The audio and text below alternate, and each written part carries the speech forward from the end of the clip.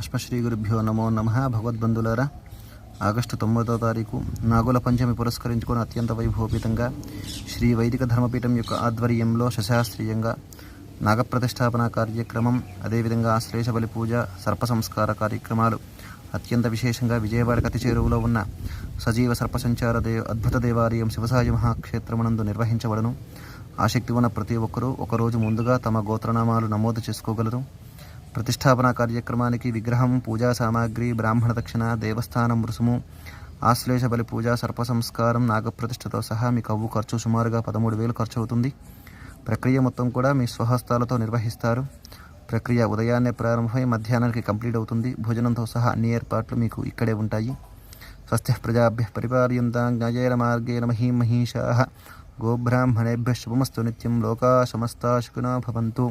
రండి, కదిలే రండి. ఈ నాగుల పంచమి రోజు నాగారాధన చేస్తారు.